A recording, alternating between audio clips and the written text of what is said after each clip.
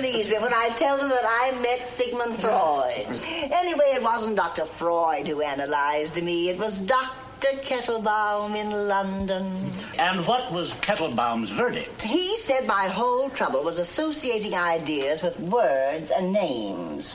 My marriage to Fred Breedlove, for example. He said I married Fred because of the combination of ideas suggested by his name. Okay, you can go to some psychologists and some therapists or even some fortune tellers and be told some very weird advice. My show is about the rational basis of happiness, and that means that your life matters. You matter, and you're not in the shadows in your own life. You're not there to always be groveling and helping everybody else. You're there to love your own life, to make yourself into a lovable person, and to enjoy a romance, or friendships, wonderful friendships, hobbies that you may love, traveling or tennis or sailing or even reading a book, sitting down and doing that, a really good book, and having a career that's got your name on it, not what your parents wanted, not what you think you should do, not getting stuck in a career and feeling like you're throwing your life away, but loving it. I'm Dr. Ellen Kenner. I'm a clinical psychologist. My number's toll-free, 1-877-Dr. And even though it's not therapy, it's an opportunity for you to call in and ask me any question that you'd ask a counselor or a therapist. And my website is drkenner.com, drkenner.com. And right now we're turning to the phones and speaking with LaShawn. LaShawn? Yes. Did I pronounce that right? That's correct. Wonderful. Tell me your situation and your question. I've been dating this guy for about 2 months. I know he really likes me because when we first started talking, he told me he had been watching me for 2 years. He had been watching you? Watching me, yes. Yeah, how did he watch you? He would see me around town, and he told me my tag number. He told me my hairstyle I usually wear. I mean, he was he was very interested in me. So he's been admiring you and wanting to be with you. What's a tag number? I'm sorry? What is it? Oh, a license plate number. Yes. Okay. Then we started talking. Everything was fine. I actually moved 6 months ago away from where he currently lives, so I'm in a different county. Okay. I'm an hour and 45 minutes away. So he seen me that night in the nightclub, and he was like, he came up to me. He's like, I haven't seen you in a while. Where have you been? And I told him that I had moved. And he was like, well, I really want to get to know you better. I've been watching you and so forth and so on. And I'm like, well, I moved. I mean, is that going to be okay with you? And he's like, yeah, that's fine. I can come up anytime to visit you and all that stuff. So I'm like, okay, seems like he really likes me. It sure does. Now, where are you now? You've been dating him for 2 months, you said? Yes, we're in different counties.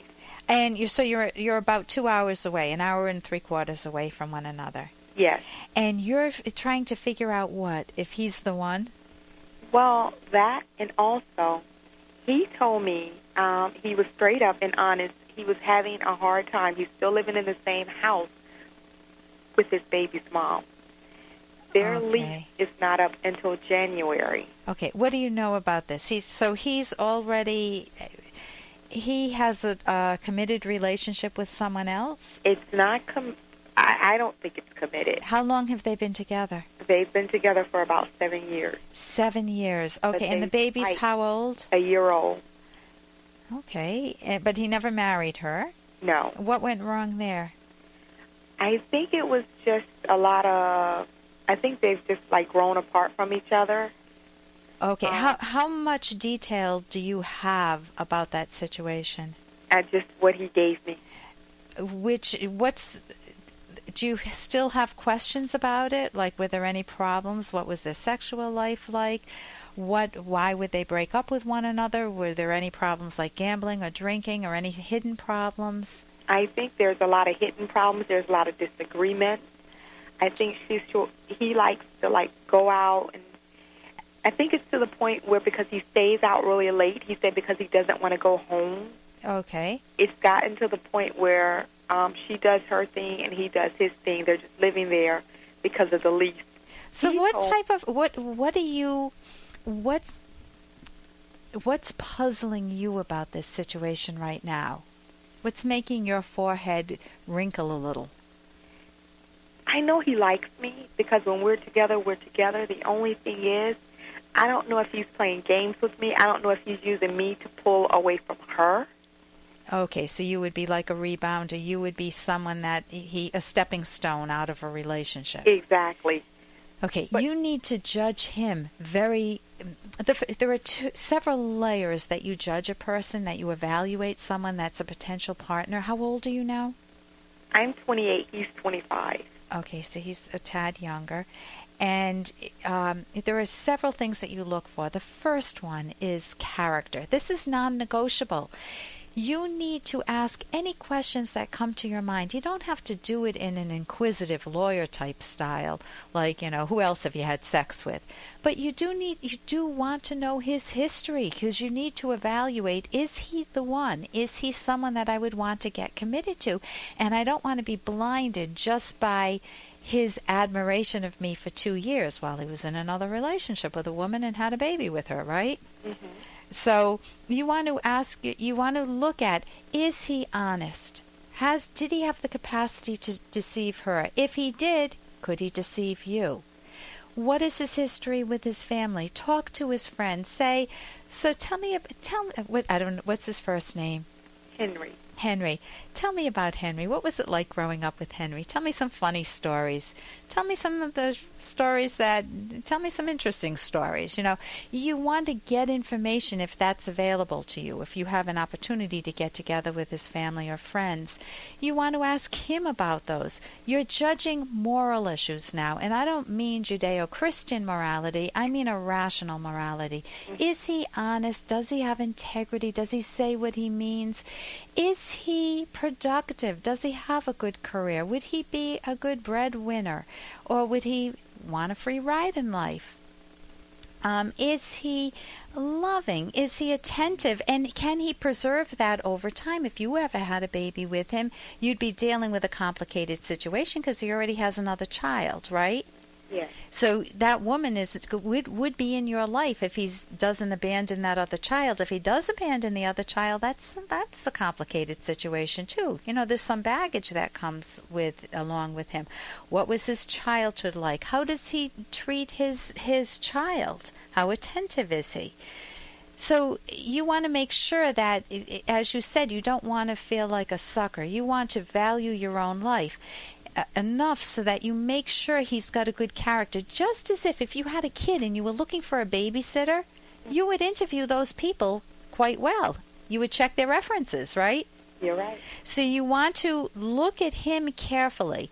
And then there are optional issues. These are not moral issues, but if I dated somebody who was the top Red Sox player, we would not be a match. I hate baseball. So even though it's a moral issue, he can play baseball. That's a legitimate hobby or career in life. But we would not be a good match. If somebody dated me and didn't like psychology or didn't like ballroom dancing, we would not be matched. I love ballroom dancing. So you get to know a person in layers. You won't get to know him all at once. But be careful not to be overcome by that wonderful electric feeling of passion to the point that you forget to be a detective and ask the good questions and evaluate him carefully and project forward and see if you would want to have the baby in your life too. So hope that helps. Thank you so much for the call, LaShawn. Okay, you're welcome. Thank you for joining us today. I'm Dr. Ellen Kenner on the Rational Basis of Happiness. Here's an excerpt from The Selfish Path to Romance, the Serious Romance Guidebook by clinical psychologist Dr. Ellen Kenner and Dr. Edwin Locke.